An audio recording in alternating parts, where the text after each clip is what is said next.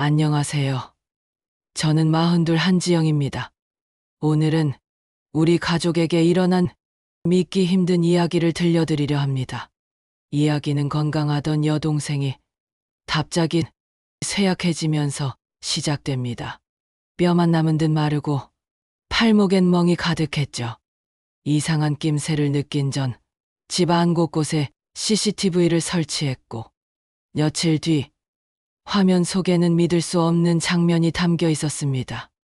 그리고 밝혀진 그 이유는 단순한 미움이 아니었습니다. 가족의 목숨을 담보로 한 끔찍한 계획이었죠. 그 계획의 끝에는 제가 상상조차 못한 진실이 숨어 있었습니다. 구독과 좋아요는 무료지만 사연 모음집의 이야기를 가장 빠르게 만나보실 수 있답니다. 저에겐 10살 어린 여동생 수진이가 있어요. 태어날 때부터 몸이 약했고 발달 장애가 있어서 늘 지켜줘야 한다는 생각을 하며 살아왔습니다. 수진이는 정말 순수한 아이예요. 아직도 저에게는 어린 동생 같거든요. 세상에 악이라는 걸 전혀 모르고 누구에게든 환한 미소를 보여주는 그런 아이죠. 어릴 때부터 제가 수진이 손을 잡고 병원을 다녔어요. 학교에 데려다 주기도 했고요. 부모님이 맞벌이로 바쁘셨거든요. 언니, 나 오늘 복지관에서 친구랑 놀았어. 수진이가 이런 소소한 일상을 신나게 이야기할 때면 저는 정말 행복했습니다. 비록 또래보다 말이 서툴고 행동이 느려도 수진이만의 순수함이 있었어요. 그런데 몇 년 전 부모님이 이혼을 하셨습니다. 정말 갑작스러운 일이었어요. 결혼 생활 25년 만에 벌어진 일이었거든요. 어머니는 이제 내 인생을 살고 싶다며 집을 떠나셨고, 아버지는 수진이와 단둘이 지내게 되었습니다. 저는 이미 결혼해서 따로 살고 있었거든요. 아버지, 괜찮으세요? 수진이 돌보는 거 힘들지 않으세요? 걱정이 많았어요. 아버지도 이제 일흔이시고 수진이처럼 특별한 돌봄이 필요한 아이를 혼자 키우기엔 체력적으로 부담스러울 거라고 생각했습니다. 괜찮다, 지영아. 수진이는 내가 끝까지 책임질 거야. 아버지는 그렇게 말씀하셨지만 표정에는 걱정이 가득했어요. 밤새 뒤척이시는 소리가 들렸고 식사도 제대로 안 하시더라고요. 그러다 2년 전쯤 아버지 곁에 새로운 여자분이 나타났습니다. 오미정이라는 분이었어요. 처음 만났을 때 정말 인상이 좋았습니다. 60대 초반이었는데도 정말 세련되고 우아한 모습이었죠. 목소리도 부드럽고 말씨도 정중했어요. 안녕하세요, 지영씨. 아버님께 많이 들었어요. 수진이를 정말 아끼신다고 하시더라고요. 그 말을 듣는 순간 이분은 우리 가족을 이해하고 계시구나 싶었어요. 무엇보다 수진이에게 다정하게 대하는 모습을 보고 안심했어요. 수진아, 내가 맛있는 거 해줄게. 뭐 먹고 싶어? 새엄마가 수진이에게 말 거는 모습이 정말 자연스러웠거든요. 수진이도 네, 고마워요. 하며 환하게 웃었어요. 아버지도 오랜만에 밝은 표정을 지으셨습니다. 지영아, 미정이가 오고 나서 집안이 정말 달라졌어. 수진이도 좋아하고. 아버지의 목소리에는 안도감이 가득했어요. 새엄마는 간호사 출신이라고 했습니다. 수진이 같은 아이들을 돌보는데 경험이 있어요. 의료 지식도 있고 영양 관리도 제대로 해줄 수 있어요. 정말 든든했어요. 수진이에게는 단순한 돌봄이 아니라 전문적인 케어가 필요했거든요. 아버지와 새엄마가 정식으로 재혼한 후 저는 정말 마음이 놓였습니다. 수진아, 새엄마 어떠니? 언니, 새엄마 정말 좋아. 밥도 맛있게 해주시고 아플 때마다 약도 챙겨주셔. 수진이가 이렇게 말할 때마다 감사했어요. 바쁜 일상 속에서도 저는 일주일에 한두 번은 아버지 집에 전화를 걸었어요. 아버지, 안녕하세요? 수진이는 잘 지내고 있어요? 응, 미정이가 정말 잘 돌봐주고 있어. 영양제도 챙겨주고 규칙적으로 생활하게 도와주고 있어. 수진이와도 자주 통화했어요. 수진아, 몸은 괜찮지? 새엄마랑 잘 지내고 있어? 응, 언니. 새엄마가 맛있는 거 많이 해줘. 몸도 더 건강해지는 것 같아. 수진이의 밝은 목소리를 들을 때마다 정말 다행이라는 생각이 들었어요. 처음 몇 달간은 정말 모든 게 순조로웠습니다. 아버지는 새엄마 덕분에 여유가 생겼다고 하셨고, 수진이도 새엄마를 정말 따르는 것 같았어요. 가족 모임이 있을 때마다 새엄마는 수진이를 세심하게 챙겼고, 저도 정말 감사하다는 말을 자주 했죠. 새엄마는 정말 완벽해 보였어요. 수진이의 약 복용 시간을 꼼꼼히 기록하고 복지관 프로그램도 빠뜨리지 않고 데려다 주셨거든요. 지영 씨, 걱정 마세요. 수진이 건강 관리는 제가 철저히 하고 있어요. 그런 말씀을 들을 때마다 정말 고마웠습니다. 주변 사람들도 우리 가족 상황을 부러워했어요. 지영아, 정말 좋은 새엄마를 만났구나. 수진이 같은 아이 돌보기가 쉽지 않은데. 이웃분들이 이런 말씀을 하실 때마다 저는 자랑스럽기까지 했어요. 우리 가족이 다시 행복해질 수 있을 거라고 믿었거든요. 하지만 몇 달 전부터 뭔가 달라지기 시작했습니다. 아주 미묘한 변화였어요. 수진이와 전화할 때 예전처럼 신나게 이야기하지 않더라고요.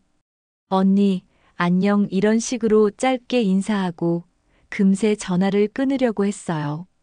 수진아, 무슨 일 있어? 목소리가 힘이 없네. 아니야, 언니. 그냥 좀 피곤해서 그래. 수진이는 항상 이렇게 대답했어요. 하지만 뭔가 이상했습니다. 수진이는 원래 감정을 숨기지 못하는 아이거든요. 기쁘면 기쁘다고, 슬프면 슬프다고 바로 표현하는 성격이에요. 아버지에게도 물어봤어요. 아버지, 수진이가 요즘 좀 이상하지 않아요? 전화할 때마다 기운이 없어 보이는데. 그래, 나는 별로 그런 것 같지 않은데. 미정이가 잘 챙겨주고 있으니까 걱정 마. 새엄마에게도 직접 물어봤어요. 수진이 컨디션이 어때요? 제가 보기엔 좀 피곤해 보이는데. 아, 그래요? 저는 괜찮아 보이던데요. 그냥 날씨가 더워서 그런가 봐요. 영양제도 잘 챙겨 먹이고 있으니까 걱정 마세요. 하지만 시간이 갈수록 불안감은 더 커져만 갔습니다. 수진이의 말투가 점점 더 힘없어졌고 예전에는 즐겁게 이야기하던 복지관 이야기도 더 이상 하지 않았어요. 수진아, 복지관에서 뭐 하고 놀았어? 그냥, 별로. 이런 식으로 대답이 점점 짧아졌습니다. 특히 어느 날 밤 수진이에게서 직접 전화가 왔을 때였어요. 언니 나 요즘 자꾸 아파. 그 말을 듣는 순간 정말 가슴이 철렁했어요. 어디가 아픈데, 수진아? 모르겠어, 언니. 그냥 온몸이 아프고 힘들어. 밥만 먹으면 속이 이상해지고 머리도 아프고. 수진이의 목소리에는 정말 고통스러움이 묻어 있었어요. 새엄마한테 말했어? 말했는데. 그냥 감기라고 하셔. 약 주시긴 하는데. 더 아파져. 수진이의 목소리는 점점 더 작아졌어요. 뭔가 말하고 싶지만 못하는 것 같았습니다. 그날 밤 저는 잠을 이룰 수 없었습니다. 수진이의 힘없는 목소리가 계속 귓가에 맴돌았어요. 뭔가 심각한 일이 벌어지고 있는 건 아닐까? 하지만 구체적으로 무엇인지는 알 수 없었어요. 겉으로 보기엔 평온한 일상이었습니다. 새엄마는 여전히 다정했고 아버지도 만족해 하셨으니까요.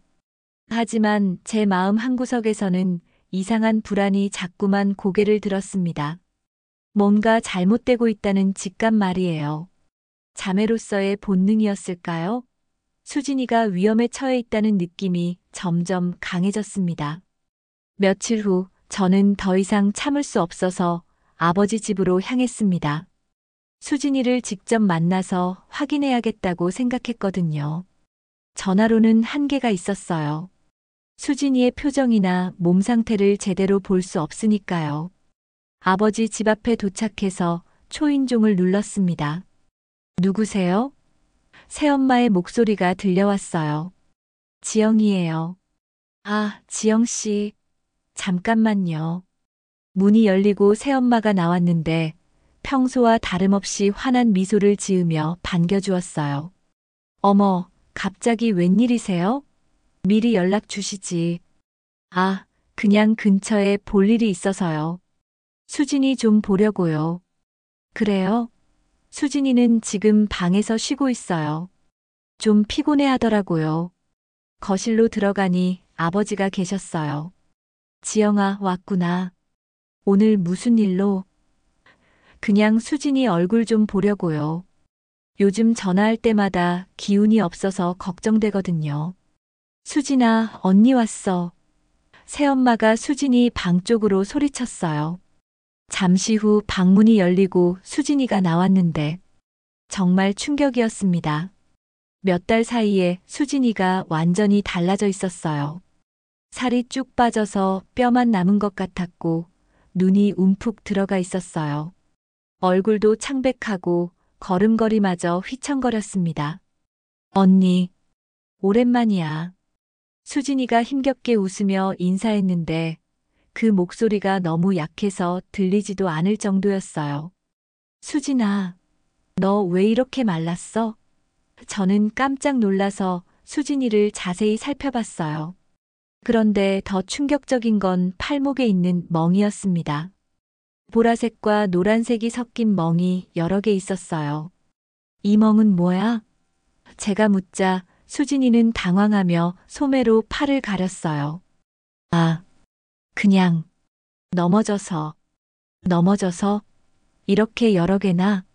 새엄마가 빠르게 끼어들었어요. 아, 그거요? 수진이가 요즘 어지러움을 자주 호소해서요. 혈액 검사도 받아봤는데 빈혈이 좀 있다고 하더라고요. 그래서 자꾸 넘어지나 봐요. 하지만 뭔가 이상했어요. 수진이의 멍은 단순히 넘어져서 생긴 것 같지 않았거든요. 마치 누군가가 꽉 잡아서 생긴 것 같은 모양이었어요. 수진아, 밥 먹었어? 응. 조금. 왜 조금만 먹었어? 속이 아파서. 먹으면 토할 것 같아. 새엄마가 또 설명했어요. 요즘 소화가 안 된다고 하더라고요. 그래서 소화제도 주고 위장약도 주고 있어요. 병원에도 데려갔는데 특별한 이상은 없다고 하던데요. 점심시간이 되자 새엄마가 같이 밥 드실래요? 라고 물었어요. 저는 수진이가 어떻게 밥을 먹는지 직접 보고 싶어서 네, 그럴게요라고 답했습니다. 새엄마가 식탁에 밥상을 차렸어요. 수진이 앞에는 죽 같은 걸 놓아주더라고요. 수진이는 요즘 소화가 안 되어서 죽으로 해줘요. 그런데 수진이는 그 죽을 보더니 얼굴을 찡그렸어요. 먹어, 수진아. 이게 다 내 몸을 위한 거야. 새엄마의 목소리에는 어떤 강압적인 느낌이 있었어요. 수진이는 마지못해 숟가락을 들었는데 한 숟가락 먹더니 바로 웩 하면서 토할 것 같은 표정을 지었어요. 괜찮아?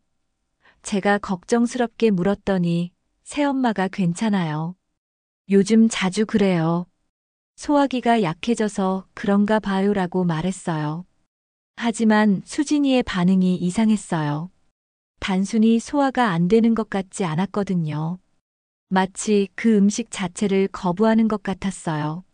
수진이는 평소에 밥을 정말 잘 먹는 아이였는데 말이에요. 식사 후에 수진이와 둘이 있을 기회가 생겼어요. 새엄마가 설거지를 하러 부엌에 가고 아버지는 낮잠을 주무셨거든요. 수진아, 언니한테 솔직히 말해봐. 어디가 아픈 거야? 조용히 물었어요. 수진이는 주변을 살피더니 작은 목소리로 언니, 나 무서워 라고 말했어요. 뭐가 무서워? 새엄마가 밥에 수진이가 말하려는 순간 새엄마가 부엌에서 나왔어요. 뭘 그렇게 속닥속닥해요? 밝게 웃으면서 물었지만 순간 새엄마의 눈빛이 차갑게 변한 것을 놓치지 않았어요. 아, 그냥 옛날 이야기하고 있었어요. 저는 자연스럽게 대답했지만 마음속으론 수진이가 하려던 말이 궁금해 죽겠었어요. 그날 오후 수진이가 화장실에 간 사이 저는 새엄마와 단둘이 있게 되었어요. 수진이 상태가 많이 안 좋아 보이는데 정말 병원에서 이상 없다고 했어요? 네, 혈액 검사, 소변 검사 다 해봤는데 특별한 이상은 없다고 하더라고요. 아무래도 스트레스성인 것 같아요. 새 환경에 적응하느라 힘들어하는 것 같아서. 새엄마의 대답은 매우 논리적이었어요. 그런데 멍은 왜 이렇게 많이 있어요? 아, 그거 정말 걱정이에요. 어지러워서 자꾸 넘어지더라고요. 조심하라고 해도 본인이 컨트롤을 못하니까요. 설명은 그럴듯했지만 뭔가 석연치 않은 느낌이 들었어요. 특히 수진이가 밥에 라고 하다가 만말이 계속 마음에 걸렸거든요. 저녁 시간이 되어서 집으로 돌아가려는데 수진이가 현관까지 배웅을 나왔어요. 새엄마와 아버지가 안 보이는 틈에 수진이가 제 손을 꽉 잡으며 속삭였어요. 언니, 도와줘. 새엄마가 내 밥에 이상한 거 넣어. 그 말을 듣는 순간 온몸에 소름이 돋았어요. 뭐라고? 약을 넣어. 먹으면 몸이 더 아파져. 수진아, 확실해? 응. 봤어. 몰래. 수진이의 목소리는 떨리고 있었어요. 무서움과 절망이 섞인 목소리였죠. 바로 그때 새엄마가 현관으로 나왔어요. 뭘 그렇게 이야기해요? 아, 다음에 또 놀러 오라고 하고 있었어요. 저는 최대한 자연스럽게 대답했어요. 집으로 돌아가는 길, 저는 머릿속이 복잡했어요. 수진이의 말이 사실이라면 새엄마가 정말 수진이를 해치고 있다는 뜻이잖아요. 하지만 증거도 없고 누가 믿어줄까요? 그날 밤 저는 한 가지 결심을 했습니다. 진실을 밝혀내겠다고. 수진이를 지켜내겠다고. 무슨 일이 일어나고 있는지 제 눈으로 직접 확인해야겠다고 말이에요. 다음 날 아침 저는 전자상가로 향했습니다. 작은 카메라들을 사려고요. 집 안 곳곳에 설치해서 새엄마의 행동을 몰래 녹화하기로 했어요. 수진이의 말이 사실인지 아니면 발달 장애 때문에 착각하는 건지 확인해야 했거든요. 하지만 마음 한구석에서는 이미 알고 있었어요. 수진이는 거짓말을 할 줄 모르는 아이니까요. 순수하고 솔직한 수진이가 그렇게 무서워하며 도움을 요청했다는 건 정말 끔찍한 일이 벌어지고 있다는 뜻이었어요. 며칠 뒤 저는 작은 카메라들을 가지고 아버지 집으로 갔습니다. 새엄마와 아버지가 외출한 틈을 타서 몰래 설치하려고 했어요. 수진이에게만 미리 말해뒀죠. 수진아, 언니가 작은 카메라 좀 숨겨놓을 거야. 새엄마나 아버지한테는 절대 말하면 안 돼. 알겠지? 응, 언니. 알겠어. 수진이는 고개를 끄덕였지만 표정이 어두웠어요. 거실 책장 뒤쪽, 부엌 찬장 위, 복도 모서리. 최대한 눈에 띄지 않는 곳에 초소형 카메라들을 설치했어요. 특히 부엌은 중요했죠. 수진이가 말한 대로라면 새엄마가 밥을 할 때 뭔가를 넣는다는 거니까요. 설치를 마치고 집으로 돌아와서는 몇 시간마다 카메라 영상을 확인했어요. 처음 며칠은 별다른 게 없었어요. 새엄마는 평범하게 요리를 하고 수진이에게 다정하게 대했거든요. 하지만 사흘째 되는 날 저녁, 마침내 그 장면을 목격했습니다. 새엄마가 수진이 밥그릇에 밥을 담고 있었어요. 그런데 찬장에서 작은 약봉지를 꺼내더니 주변을 살피며 그 안에 하얀 가루를 밥 위에 뿌렸어요. 그리고는 밥을 젓가락으로 저어서 가루가 섞이도록 했죠. 어머나. 저는 모니터를 보며 입을 막았어요. 수진이의 말이 사실이었던 거예요. 새엄마가 정말로 수진이 밥에 뭔가를 넣고 있었던 거죠. 영상은 계속 이어졌어요. 새엄마가 수진이를 불러서 밥상 앞에 앉혔어요. 수진아, 밥 먹어. 새엄마, 저 배 안 고파요. 안 되지. 약 안 먹으면 몸이 안 좋아져. 다 먹어. 새엄마의 목소리에는 평소의 다정함이 전혀 없었어요. 차갑고 명령조였죠. 수진이는 어쩔 수 없다는 듯 숟가락을 들어 밥을 먹기 시작했어요. 한 숟가락, 두 숟가락. 수진이의 얼굴이 점점 일그러졌어요. 분명 맛이 이상했을 거예요. 하지만 새엄마의 매서운 시선 때문에 계속 먹을 수밖에 없었죠. 다 먹어. 이게 다 내 몸을 위한 약이야. 안 먹으면 더 아픈 거 알지? 새엄마의 말에 수진이는 고개를 끄덕이며 억지로 밥을 다 먹었어요. 그러고 나서 곧바로 속이 이상해요. 라며 배를 움켜쥐었어요. 괜찮아. 처음엔 다 그래. 금방 나아질 거야. 새엄마는 전혀 걱정하는 기색 없이 말했어요. 오히려 만족스러워하는 것 같았죠. 저는 영상을 보며 분노로 온몸이 떨렸어요. 저 하얀 가루가 도대체 뭐길래 수진이가 저렇게 고생하는 걸까요? 병원에서 처방받은 정상적인 약이라면 밥에 몰래 탈 이유가 없잖아요. 다음 날 저는 수진이에게 전화를 걸었어요. 수진아, 어제 저녁에 밥 먹었어? 응, 먹었는데. 또 토할 뻔했어. 수진아, 새엄마가 안 계실 때 그 약봉지 가져올 수 있어? 무서워, 언니. 들키면 혼날 것 같아. 괜찮아. 언니가 꼭 도와줄게. 용기 내봐. 수진이는 한참을 망설이다가 알겠어. 라고 작게 대답했어요. 이틀 후 수진이에게서 연락이 왔어요. 언니, 가져왔어. 새엄마 시장 갔을 때. 잘했어, 수진아. 언니가 지금 갈게.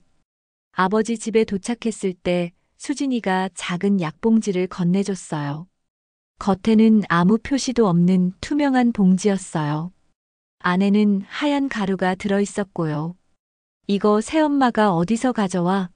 모르겠어. 찬장 깊숙한 곳에 숨겨놨어. 다른 건 없었어? 응. 이런 봉지가 여러 개 있었어.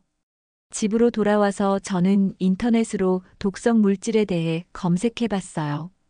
하지만 단순히 보는 것만으로는 이게 뭔지 알 수 없었어요. 전문가의 도움이 필요했죠. 다음 날 아침 저는 지인 중에 약사가 있다는 걸 떠올렸어요.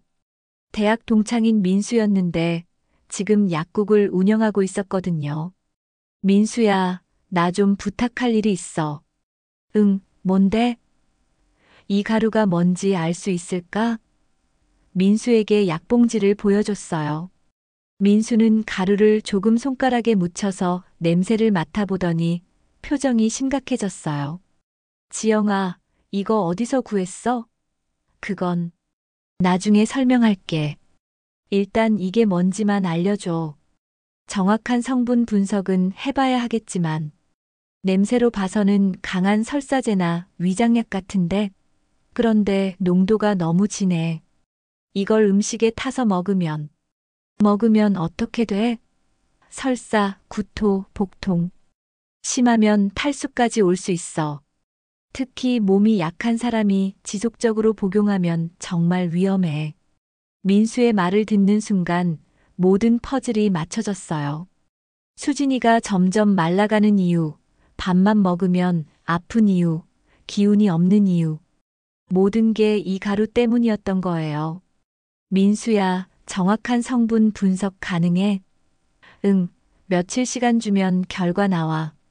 그런데 지영아, 혹시 누가 이걸 다른 사람한테? 응, 맞아. 그래서 증거가 필요해. 집으로 돌아와서 저는 다시 카메라 영상들을 확인했어요. 새엄마가 수진이 밥에 가루를 넣는 장면들을 여러 개 녹화해뒀어요. 이제 결정적인 증거가 생긴 거죠. 그런데 영상을 보다가 더 충격적인 장면을 발견했어요. 새엄마가 수진이에게 밥을 강제로 먹이면서 하는 말이었어요. 다 먹어. 이게 약이야. 안 먹으면 정말 큰일 나는 거 알지? 아버지한테 말하면 너 복지시설 보낸다고 했잖아. 새엄마의 목소리는 완전히 달랐어요. 평소에 다정한 목소리가 아니라 위협적이고 차가웠죠. 수진이는 울먹이며 네. 알겠어요. 라고 대답했어요. 겁에 질린 목소리였어요. 저는 영상을 보며 눈물이 났어요. 순수한 수진이가 얼마나 무서웠을까요? 새엄마를 믿고 따랐는데 알고 보니 자신을 해치고 있었던 거니까요. 게다가 아버지한테 말하면 시설에 보낸다고 협박까지 당하고 있었던 거예요. 이제 더 이상 망설일 수 없었어요. 수진이를 구해야 했어요. 하지만 아직 확실한 증거가 더 필요했죠. 새엄마가 왜 이런 짓을 하는지, 목적이 뭔지 알아내야 했어요. 다음 날, 저는 아버지 집 근처에서 새엄마의 행동을 몰래 지켜봤어요. 새엄마가 어디서 그 약을 구해오는지 알고 싶었거든요. 오후 2시쯤 새엄마가 집에서 나왔어요. 저는 멀리서 따라갔죠. 새엄마는 시장을 거쳐 한적한 골목길로 들어갔어요. 그리고 작은 한약방 같은 곳에 들어가더라고요. 30분 정도 후에 새엄마가 나왔는데 손에는 작은 봉지를 들고 있었어요.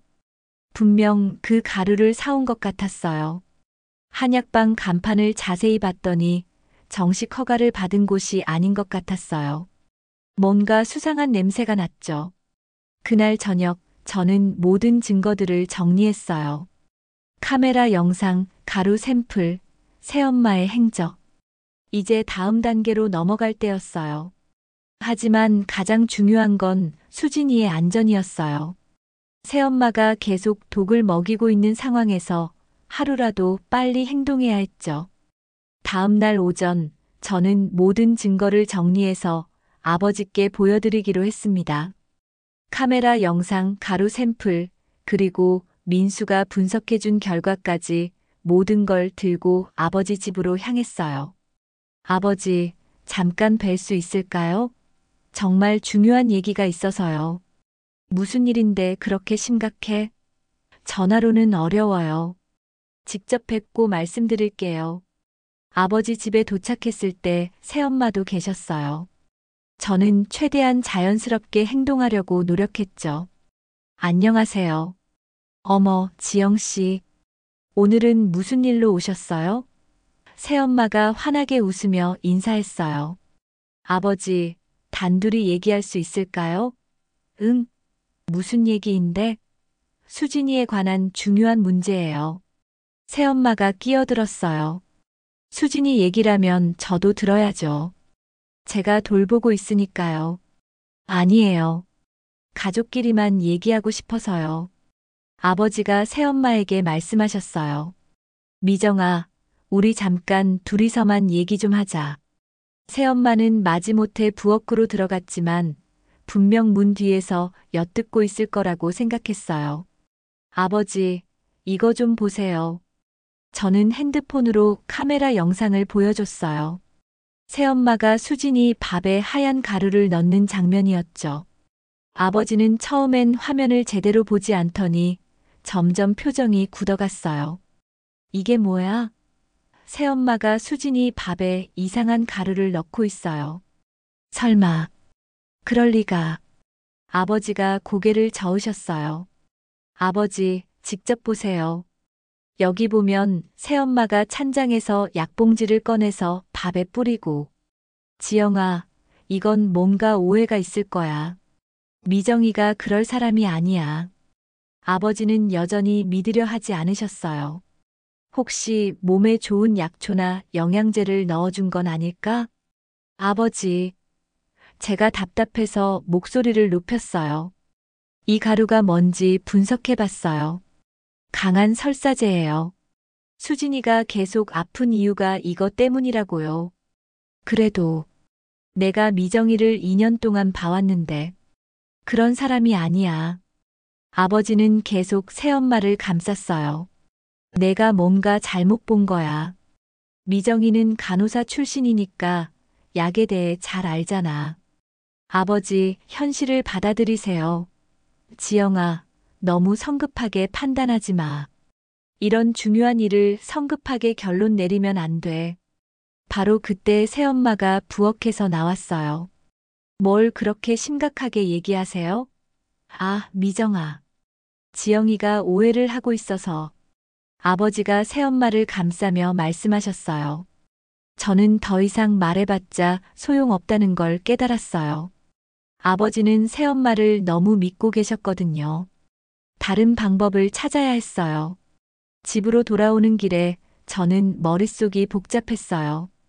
분명한 증거가 있는데도 아버지가 믿지 않으시니까 어떻게 해야 할지 막막했어요. 수진이는 계속 고통받고 있는데 말이에요. 그날 저녁 8시쯤 갑자기 집 전화가 울렸어요. 여보세요? 지영 씨인가요? 저는 아버님 댁 옆집에 사는 김순자예요. 아, 안녕하세요, 아주머니. 저는 김 아주머니를 알고 있었어요. 아버지 집 옆에서 20년 넘게 사신 분이었거든요. 지영 씨, 혹시 수진이 요즘 어떤가요? 제가 며칠 전부터 이상한 걸 계속 봐서요. 이상한 걸요? 갑자기 가슴이 두근거렸어요. 수진이가 새벽마다 복도에서 울고 있어요. 밤 12시, 새벽 1시쯤에 계속 흐느끼는 소리가 들려서 처음엔 무슨 일인가 했는데 며칠째 계속이더라고요. 정말요? 네, 그리고 새엄마. 미정 씨가 이상한 봉지들을 자주 들고 다니는 것도 봤어요. 약국에서 파는 일반적인 약 봉지가 아니라 뭔가 수상한 봉지들이요. 아주머니의 말을 들으니 온몸에 소름이 돋았어요. 수진이가 새벽마다 울고 있었다니 얼마나 무섭고 고통스러웠을까요? 아주머니, 혹시 그 봉지들 어떻게 생겼었는지 기억나세요? 투명한 작은 봉지였는데 안에 하얀 가루가 들어있더라고요. 그리고 며칠 전에는 미정 씨가 쓰레기 봉투를 버릴 때 그런 빈 봉지들이 여러 개 들어있는 걸 봤어요. 아주머니, 정말 중요한 얘기예요. 혹시 내일 시간 되시면 만날 수 있을까요? 물론이죠. 사실 저도 수진이가 걱정돼서 연락드린 거예요. 다음 날 오후 저는 김 아주머니와 만났어요. 아주머니는 생각보다 더 많은 것들을 보고 계셨어요. 지영 씨, 미정 씨가 아침마다 쓰레기를 버릴 때 항상 주변을 두리번거리면서 버리더라고요. 뭔가 들키면 안 되는 것처럼 말이에요. 그리고 며칠 전에는 수진이가 베란다에서 도와줘, 언니. 라고 중얼거리는 소리도 들었어요. 너무 작은 목소리였지만 분명히 들었어요. 아주머니의 증언은 제가 본 카메라 영상과 완벽하게 일치했어요. 아주머니, 혹시 그 여자가 쓰레기통에 버린 봉지들 아직 있을까요? 아, 그거라면. 사실 저도 의심스러워서 며칠 전에 주워뒀어요. 혹시 무슨 일이 있을까 봐서요. 아주머니가 가방에서 작은 봉지 몇 개를 꺼내 보여주셨어요. 이거 정말 고마워요, 아주머니. 그런데 그 여자가 이런 약들을 어디서 구해오는지 보신 적 있으세요? 있죠. 일주일에 한 번씩 한적한 골목에 있는 이상한 가게에 가더라고요. 정식 약국도 아니고 간판도 제대로 안 붙어 있는 곳이에요. 저는 아주머니와 함께 그 가게를 확인하러 갔어요. 정말로 수상한 곳이었어요. 민간요법 상담소라는 작은 간판만 달려 있고 정식 의료기관 허가증도 보이지 않았어요. 여기서 처방전 없이도 강한 약들을 판다는 소문이 있어요. 아주머니가 속삭였어요. 동네에서도 문제가 된 적이 있거든요. 그날 오후 저는 새엄마를 몰래 따라가 봤어요.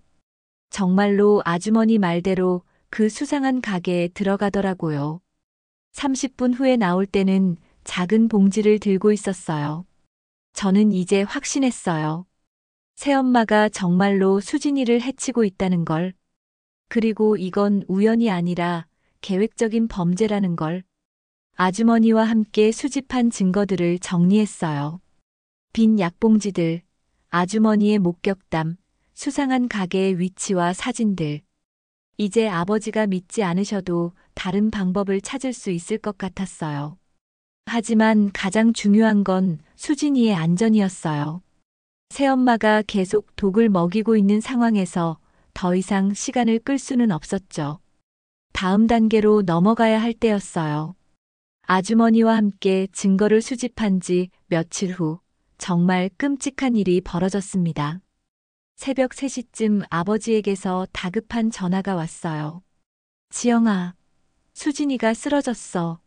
지금 응급실로 가고 있어. 아버지의 목소리가 떨리고 계셨어요. 저는 잠에서 깨자마자 병원으로 달려갔어요. 응급실에 도착했을 때 수진이는 의식을 잃은 채 침대에 누워 있었어요. 얼굴이 새하얗고 숨 쉬는 것도 힘들어 보였어요. 수진아. 제가 부르자 수진이가 간신히 눈을 떴어요. 언니, 너무 아파. 수진이의 목소리는 거의 들리지 않을 정도로 약했어요. 의사 선생님이 나와서 설명해 주셨어요. 환자분이 심한 탈수와 전해질 불균형으로 쓰러졌습니다. 장기간 설사와 구토가 계속된 것 같은데 혈액 검사 결과가 좀 이상해요. 어떻게 이상한가요? 제가 긴장하며 물었어요. 새엄마도 옆에서 어떻게 이런 일이 라며 걱정하는 척했어요. 혈액에서 일반적이지 않은 성분이 검출됐습니다. 미량이지만 장기간 복용하면 상당히 위험한 약물이에요. 의사의 말에 저는 온몸이 차가워졌어요. 어떤 약물인가요? 정확한 성분 분석에는 며칠 더 걸리겠지만 강한 설사제 계열의 약물로 보입니다. 이런 약은 처방전 없이는 구하기 어려운데 새엄마가 당황한 듯 말했어요. 그럴 리가 없는데요. 저는 시중에서 파는 소화제만 줬는데 보호자분이 정확히 어떤 약을 주셨는지 알려주세요. 환자의 상태가 심각합니다. 수진이가 며칠간 입원하는 동안 저는 계속 병실을 지켰어요. 의식을 되찾은 수진이가 제게 속삭였어요. 언니, 새엄마가 매일 이상한 약 줬어. 먹으면 배가 너무 아팠어. 수진아, 정확히 언제부터 그런 약을 줬어? 몇 달 전부터. 처음엔 괜찮다고 했는데 점점 더 아파졌어. 수진이의 말을 들으니 가슴이 터질 것 같았어요. 의사 선생님이 며칠 후 정확한 검사 결과를 알려주셨어요. 환자 혈액에서 검출된 성분은 일반 의약품이 아닙니다. 의료용으로만 사용되는 강한 하재 성분이에요. 이런 양을 장기간 복용하면 내장 기관에 심각한 손상을 줄 수 있어요. 그럼 수진이가 위험한 상황이었다는 말씀이세요? 네, 조금 더 늦었다면 정말 위험했을 겁니다. 누군가 의도적으로 이런 약물을 투여한 것 같은데, 그때 저는 무언가 중요한 걸 놓치고 있다는 느낌이 들었어요. 새엄마가 왜 이런 짓을 하는 걸까? 단순히 수진이가 싫어서일까? 뭔가 더 큰 이유가 있을 것 같았어요. 수진이가 좀 나아진 후 저는 아버지 집으로 돌아가서 새엄마의 물건들을 뒤져봤어요.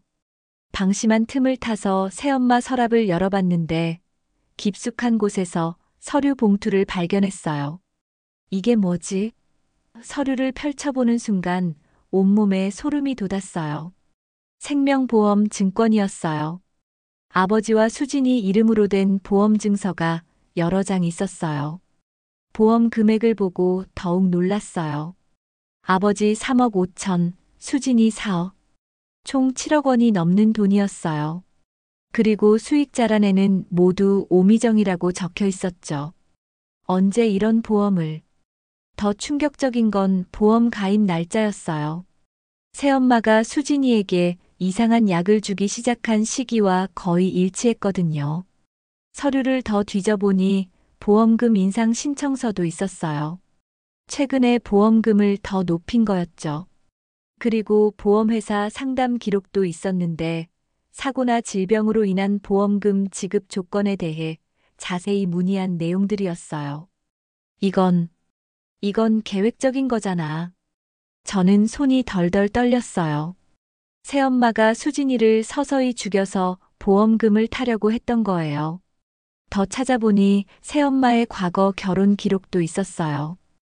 이전 남편도 갑작스럽게 사망했고, 그때도 거액의 보험금을 받았다는 내용이었어요. 설마, 이 사람이. 제가 서류를 정리하고 있는데 갑자기 현관문이 열렸어요. 새엄마가 돌아온 거였어요. 저는 황급히 서류들을 숨겼어요. 어머, 지영씨, 언제 오셨어요? 새엄마가 평소처럼 환하게 웃었지만 이제 그 미소가 완전히 다르게 보였어요. 수진이 퇴원 준비 때문에 왔어요. 그래요? 수진이 많이 나아졌나 봐요. 다행이에요. 새엄마의 목소리에는 전혀 다행스러워하는 기색이 없었어요. 오히려 아쉬워하는 것 같았죠. 그날 저녁, 저는 민수에게 전화를 걸었어요. 민수야, 그때 분석해준 가루 기억나지? 그거 계속 먹으면 어떻게 될까? 지영아, 왜 갑자기 그런 걸 물어봐? 그냥 궁금해서. 장기간 복용하면 정말 위험해. 내장 손상은 물론이고 심하면 생명까지 위험할 수 있어. 얼마나 오래 먹어야 그렇게 될까? 체질이나 몸 상태에 따라 다르지만 몇 달 정도면 충분히 위험한 수준이 될 거야. 특히 몸이 약한 사람이라면 더 빨리. 민수의 말을 듣고 확신했어요. 새엄마는 수진이를 서서히 죽이려고 했던 거예요. 보험금을 받기 위해서 말이에요. 그날 밤 저는 잠을 이룰 수 없었어요. 새엄마의 계획이 성공했다면 수진이는 지금쯤 생각만 해도 끔찍했어요. 이제 모든 퍼즐이 맞춰졌어요. 새엄마가 아버지와 결혼한 이유, 수진이에게 독을 먹인 이유, 그리고 그 끔찍한 목적까지. 이 모든 게 돈 때문이었던 거예요. 저는 다음 날 아침 일찍 일어나서 모든 증거들을 다시 정리했어요. 카메라 영상, 가루 샘플, 보험 서류, 의료진단서. 이제 새엄마의 범죄를 증명할 수 있는 결정적인 증거들이 모두 갖춰졌어요. 이제 끝장을 내야 해. 저는 결심했어요. 더 이상 새엄마가 우리 가족을 해치도록 놔둘 수는 없었어요. 수진이를 지키기 위해서, 그리고 다른 희생자가 생기지 않도록 하기 위해서 말이에요. 보험금을 위해 순수한 수진이를 죽이려 했다는 사실에 분노가 치밀었어요. 하지만 동시에 다행이라는 생각도 들었어요. 아직 늦지 않았으니까요. 이제 진짜 싸움이 시작될 때였어요. 수진이가 태어난 후 저는 더 이상 주저하지 않기로 했습니다. 새엄마의 계획을 완전히 막으려면 결정적인 증거가 더 필요했어요. 보험 서류만으로는 부족했거든요. 먼저 김 아주머니와 함께 그동안 수집한 증거들을 다시 정리했어요. 아주머니, 이거 정말 큰 도움이 됐어요. 빈 약봉지들, 수상한 영수증들, 그리고 아주머니의 상세한 목격담까지 모든 걸 체계적으로 정리했죠. 지영씨, 그런데 이것만으로 충분할까요? 아주머니가 걱정스럽게 물었어요. 좀 더 확실한 증거가 필요해요. 새엄마가 부인하면 어떻게 해요? 아주머니 말이 맞았어요. 새엄마는 워낙 교묘한 사람이라서 변명을 늘어놓을 게 뻔했거든요. 더 확실한 증거가 필요했어요. 그때 민수에게서 연락이 왔어요. 지영아, 그 가루 정밀 분석 결과 나왔어. 어떻게 나왔어? 이거 정말 위험한 거야. 의료용 강한 설사제인데 일반 약국에서는 절대 살 수 없는 거야. 그럼 어디서 구할 수 있는 거야? 병원에서 처방받거나 아니면. 민수가 잠시 망설이더니 말했어요. 불법으로 파는 곳에서 구해야 해. 그런데 지영아, 이거 누가 어디서 구했는지 알아? 응, 대충 짐작은가. 저는 새엄마가 다녔던 그 수상한 가게를 떠올렸어요. 민수야, 이 분석 결과서 공식 문서로 만들어줄 수 있어? 물론이지. 약사 자격으로 정식 분석 보고서 만들어줄게. 며칠 후, 저는 새엄마의 하루 일정을 몰래 따라다녔어요. 새엄마가 정기적으로 어디를 가는지, 누구와 만나는지 알아야 했거든요. 오후 2시쯤 새엄마가 집에서 나왔어요. 저는 멀리서 따라갔죠. 새엄마는 시장을 거쳐 예전에 봤던 그 수상한 가게로 향했어요. 이번에는 더 가까이 가서 관찰했어요. 가게 안에서 30분 정도 있다가 나오는데 손에는 작은 봉지를 들고 있었어요. 하지만 이것만으론 증거가 부족했어요. 그때 아이디어가 떠올랐어요. 새엄마가 보험사와 통화하는 걸 녹음할 수 있다면 결정적인 증거가 될 것 같았어요. 집에 돌아와서 작은 녹음기를 준비했어요. 그리고 새엄마가 자주 전화를 거는 시간대를 파악했죠. 보통 오후 3시에서 4시 사이에 중요한 전화를 많이 했어요. 다음 날 저는 아버지 집 근처에서 대기하고 있었어요. 새엄마가 나가면 집에 들어가서 녹음기를 설치하려고 했거든요. 오후 1시쯤 새엄마가 외출했어요. 저는 재빨리 집에 들어가서 새엄마가 자주 전화하는 거실 전화기 근처에 초소형 녹음기를 숨겨뒀어요. 3일 후 녹음기를 회수했어요. 며칠치 녹음 내용을 확인해 보니 정말 충격적인 내용이 들어 있었어요. 첫 번째는 보험사 직원과의 통화였어요. 여보세요, 오미정입니다. 지난번에 문의드린 보험금 지급 조건 관련해서 다시 확인하고 싶어서요. 네, 말씀하세요. 만약에 피보험자가 질병으로 사망하게 되면 보험금은 언제쯤 지급되나요? 사망진단서와 필요 서류가 제출되면 보통 2주 정도 걸립니다. 2명 다 처리되면 금액은 바로 입금되는 거죠? 새엄마의 목소리가 차갑게 들렸어요. 네, 그렇습니다만. 혹시 무슨 일이? 아니에요. 그냥 혹시나 해서요. 감사합니다. 그 목소리를 들었을 때 제 손은 떨렸지만 마음은 더 단단해졌습니다. 2명 다 처리되면이라는 표현. 새엄마는 아버지와 수진이 모두를 해칠 계획이었던 거예요. 두 번째 녹음은 더욱 끔찍했어요. 누군가와 통화하는 내용이었는데, 여보세요? 저번에 주신 그 약 말인데요. 네, 어떤 일이세요? 좀 더 강한 걸로 바꿔주실 수 있나요? 효과가 너무 천천히 나타나서요. 더 강한 거요? 그럼 위험할 수도 있는데. 괜찮아요. 빨리 끝내고 싶어서요. 알겠습니다. 그럼 내일 가져다 드릴게요. 제가 이 녹음을 들을 때는 정말 온몸이 떨렸어요. 새엄마가 더 강한 독을 구하려고 했다는 거잖아요. 수진이를 더 빨리 죽이려고 말이에요. 세 번째 녹음에서는 새엄마가 혼자 중얼거리는 소리가 들렸어요. 7억이면 충분히 새로 시작할 수 있어. 그 애들만 없으면 내 인생이 달라질 텐데. 이제 모든 증거가 완벽하게 갖춰졌어요. 카메라 영상, 독성 물질 분석 결과, 보험 서류, 그리고 결정적으로 새엄마의 자백이 담긴 녹음까지. 저는 모든 증거들을 복사해서 여러 개 만들어뒀어요. 그리고 김아주머니와 민수에게도 사본을 맡겼어요. 혹시라도 새엄마가 증거를 없애려 할 수도 있으니까요.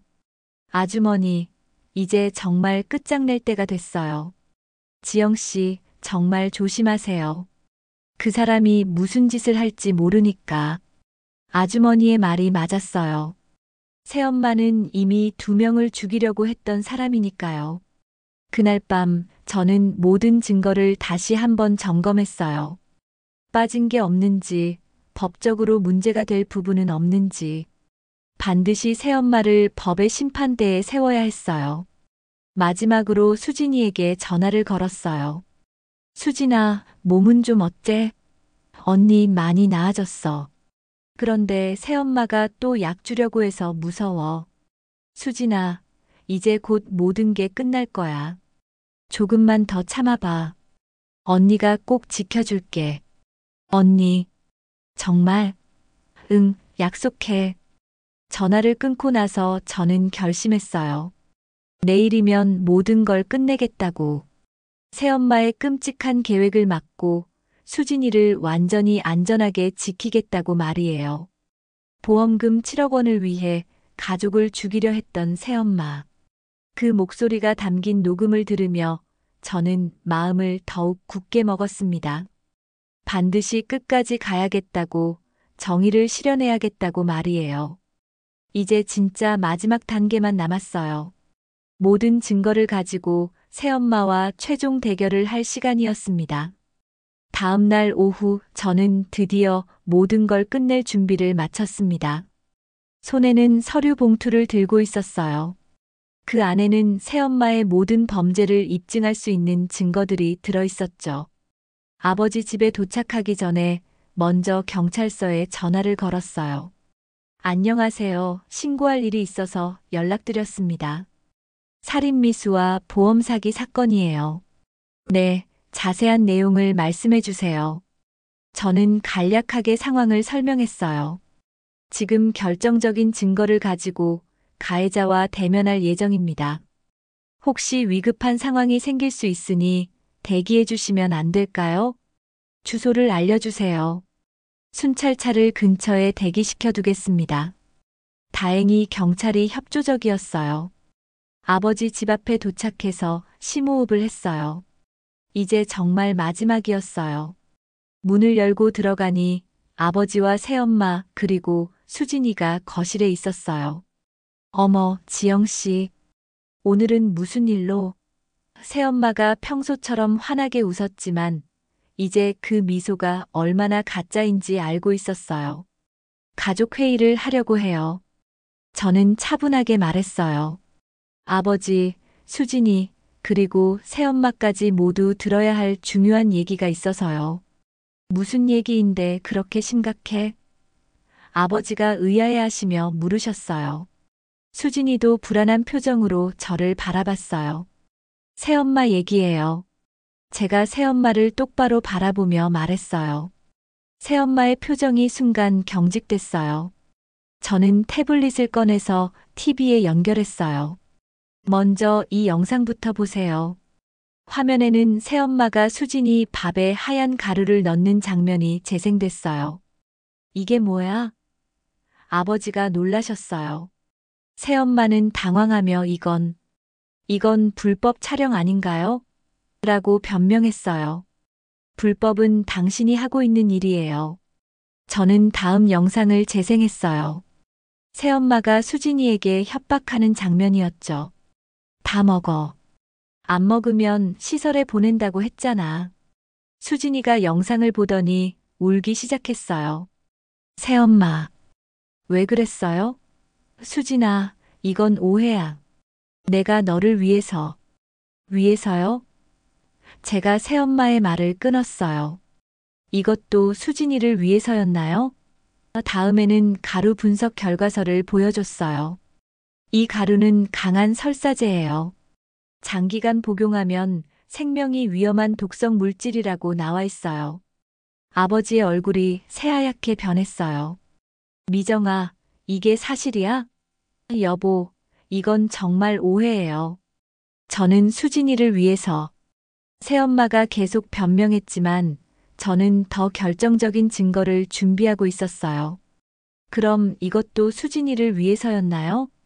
저는 보험 서류들을 테이블에 펼쳤어요. 아버지와 수진이 명의로 된 생명보험 총 7억 5천만 원. 수익자는 모두 새엄마예요. 아버지가 서류를 보시더니 이게 뭐야? 나는 이런 보험 가입한 적 없는데. 제가 여보 건강을 생각해서 독을 먹였다고요? 새엄마의 얼굴이 점점 굳어지기 시작했어요. 지영씨, 당신이 뭘 안다고. 다 알아요. 저는 녹음기를 꺼냈어요. 이것까지 들어보시죠. 스피커에서 새엄마의 목소리가 흘러나왔어요. 2명 다 처리되면 금액은 바로 입금되는 거죠? 그 순간 거실이 완전히 조용해졌어요. 아버지가 새엄마를 바라보며 떨리는 목소리로 말씀하셨어요. 미정아, 너 정말 여보, 이건 처리한다고? 우리를 처리한다고 했어? 다음 녹음이 재생됐어요.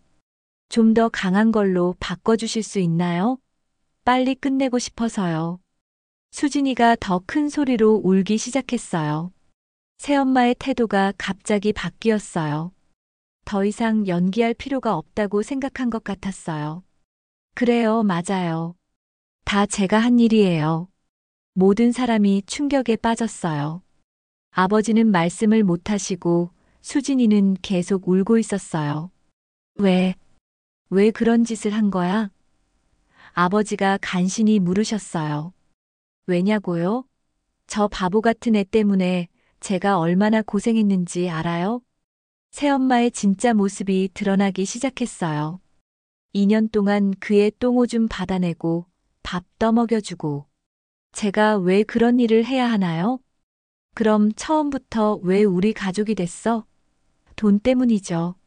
7억이면 제가 편하게 살 수 있어요. 너네만 없어지면. 새엄마의 목소리가 점점 더 차가워졌어요. 수진이도 죽이려고 했다는 거야? 죽이는 게 아니에요. 그냥 자연스럽게 아프게 해서. 그게 죽이는 거잖아. 제가 일어나서 말했어요. 이제 끝났어요. 경찰이 곧 올 거예요. 경찰이요? 새엄마의 얼굴이 창백해졌어요. 바로 그때 현관 초인종이 울렸어요. 경찰입니다. 신고를 받고 왔습니다. 제가 문을 열어주자 경찰 2명이 들어왔어요. 누가 신고하신 분인가요? 저예요. 제가 손을 들었어요. 살인미수와 보험사기 혐의로 신고했습니다. 경찰이 새엄마를 바라보며 말했어요. 오미정 씨 맞나요? 네. 맞습니다만. 살인미수 및 보험사기 혐의로 체포합니다. 잠깐, 저는 아무것도. 새엄마가 변명하려 했지만 저는 모든 증거를 경찰에게 제출했어요. 여기 카메라 영상, 독성 물질 분석 결과, 보험 서류, 그리고 가해자의 자백이 담긴 녹음까지 모든 증거가 있어요. 경찰이 증거들을 확인하더니 새엄마에게 수갑을 채웠어요. 오미정 씨, 묵비권을 행사할 권리가 있습니다. 새엄마가 끌려가면서 마지막으로 소리쳤어요. 당신들이 뭘 알아요? 제가 얼마나 힘들었는지. 하지만 아무도 더 이상 새엄마의 말을 듣지 않았어요. 경찰이 떠나고 나서 거실은 조용해졌어요. 아버지는 충격으로 말씀을 못하시고 수진이는 제 품에서 울고 있었어요. 이제 끝났어, 수진아. 더 이상 무서워하지 마. 언니, 정말 끝난 거야? 응, 정말 끝났어. 새엄마는 다시는 우리를 해치지 못해. 아버지가 저를 바라보며 말씀하셨어요. 지영아, 미안하다. 내가 너를 믿지 않아서. 괜찮아요, 아버지. 중요한 건 수진이가 안전해진 거예요. 그날 밤 저는 정말 홀가분한 기분이었어요.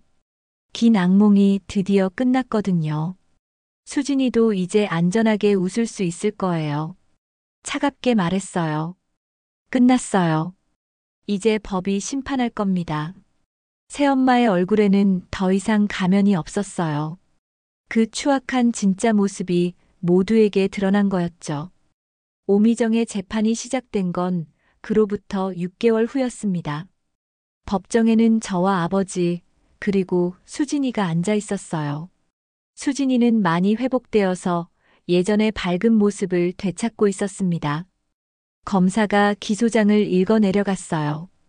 피고인 오미정은 2년간 계획적으로 피해자 한수진에게 독성 물질을 투여하여 살해를 시도했으며 생명보험금 7억 5천만 원을 편취하려 한 혐의로 기소됩니다. 새엄마는 피고인석에서 고개를 숙이고 있었어요. 예전의 우아하고 세련된 모습은 온데간데 없고 초라한 죄수복 차림이었죠. 피고인 혐의를 인정합니까? 판사의 질문에 새엄마는 작은 목소리로 인정합니다라고 답했어요. 재판이 진행되면서 새엄마의 과거가 낱낱이 드러났어요. 이전 남편도 비슷한 방법으로 사망했다는 사실, 그때도 거액의 보험금을 받았다는 것까지 모든 게 밝혀졌습니다. 아버지가 많이 슬프시겠지만 결국 이 여자는 토끼의 탈을 쓴 악마였던 거죠. 피고인은 과거에도 동일한 수법으로 범죄를 저질렀습니다. 이는 상습적이고 계획적인 범행으로 판단됩니다. 검사의 말을 들으며 저는 소름이 돋았어요. 수진이가 증인으로 나와서 증언할 때였어요. 새엄마가 매일 밥에 이상한 가루를 넣었어요. 먹으면 배가 너무 아프다고 말해도 계속 먹으라고 했어요. 수진이의 순수한 증언을 들으며 법정에 있던 모든 사람들이 숙연해졌어요. 판사도 표정이 굳어 보였고요. 아버지도 증인으로 나서셨어요. 저는 미정이를 완전히 믿고 있었습니다. 설마 제 딸과 저를 해치려 할 줄은 꿈에도 몰랐어요. 아버지의 목소리가 떨리고 계셨어요. 피고인이 보험 가입을 제안했을 때도 의심하지 않으셨나요? 네, 제 건강을 걱정해서 하는 말인 줄 알았습니다. 노후 대비라고 하더라고요. 그리고 그렇게 큰 금액의 사망보험일 줄은. 마지막에 제가 증인으로 나섰어요. 처음엔 저도 새엄마를 좋은 사람이라고 생각했습니다. 하지만 수진이가 점점 이상해지는 걸 보고 의심하기 시작했어요. 어떤 계기로 범행을 확신하게 되셨나요? 카메라를 설치해서 새엄마가 수진이 밥에 독을 타는 장면을 직접 봤을 때였습니다. 그리고 보험 서류를 발견했을 때 모든 게 명확해졌어요. 재판부는 새엄마에게 최종 진술 기회를 줬어요. 새엄마가 일어나서 말했어요. 저는 정말 힘들었어요. 하는 일마다 다 잘 안 되고. 그리고 어차피 다들 죽는 거. 오미정 그 여자가 하는 말을 듣자 하니 우리가 왜 속았었나 싶을 정도로 악마가 따로 없더라고요. 정신질환도 있는 듯 보였어요. 하지만 그것이 무고한 사람을 해칠 이유가 되지는 않습니다. 판사가 엄중하게 말했어요. 특히 도움이 필요한 장애인을 상대로 한 범행은 더욱 악질적입니다. 마침내 선고일이 왔습니다. 법정에는 더 많은 사람들이 몰렸어요. 언론에서도 큰 관심을 보였거든요. 피고인 오미정에게 살인미수, 보험사기, 장애인학대 등의 혐의로 징역 15년을 선고합니다. 판사의 선고가 떨어지자 법정이 술렁였어요. 또한 피해자에게 치료비 및 위자료 5천만 원을 배상하라고 명합니다. 새엄마는 선고를 듣고 주저앉았어요. 법정을 나오면서 수진이가 제 손을 잡고 말했어요. 언니, 이제 정말 끝난 거지? 응, 수진아. 이제 정말 끝났어. 아버지도 깊은 한숨을 쉬며 말씀하셨어요. 지영아, 내가 아니었다면 정말 끔찍한 일이 벌어질 뻔했구나. 아버지, 이제 그런 얘기 하지 마세요. 그로부터 1년이 지났습니다. 수진이는 완전히 건강을 회복했어요. 체중도 정상으로 돌아왔고 예전의 밝은 웃음도 되찾았죠. 언니, 나 오늘 복지관에서 새 친구 사귀었어. 수진이가 신나게 이야기할 때면 정말 다행이라는 생각이 들어요. 아버지도 많이 달라지셨어요. 수진이를 더욱 세심하게 돌보시고 새로운 사람을 만나는 일에는 매우 신중해지셨죠. 지영아, 이번 일로 정말 많은 걸 깨달았어. 겉모습만 보고 사람을 판단하면 안 되는구나. 아버지가 나쁘신 게 아니에요. 새엄마가 너무 교묘했던 거죠. 저도 많은 걸 배웠어요. 가족을 지킨다는 건 때로는 의심하고 확인하는 용기가 필요하다는 걸 말이에요. 그리고 작은 신호라도 절대 무시하면 안 된다는 걸요. 요즘 수진이는 요리를 배우고 있어요. 언니, 내가 맛있는 거 해줄게. 수진이가 직접 만든 김치찌개를 먹을 때면 눈물이 날 것 같아요. 김아주머니도 자주 안부를 물어보세요. 지영 씨, 수진이 많이 밝아졌네요. 정말 다행이에요. 아주머니 덕분이에요. 아주머니가 제보해주지 않았다면 민수도 가끔 놀러와서 수진이 건강 상태를 체크해줘요. 완전히 회복됐어. 이제 걱정 안 해도 돼. 그런 말을 들을 때마다 안심이 되죠. 이번 일을 겪으며 저는 깨달았습니다. 겉모습만 보고 사람을 믿는 건 얼마나 위험한 일인지, 그리고 가족을 지키는 건 누군가 대신해 줄 수 없다는 걸요.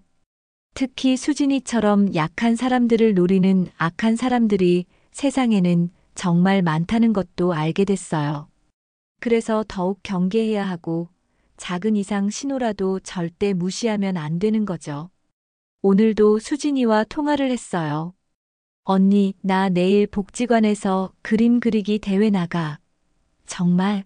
수진이 그림 잘 그리잖아. 응. 언니도 와서 봐줘.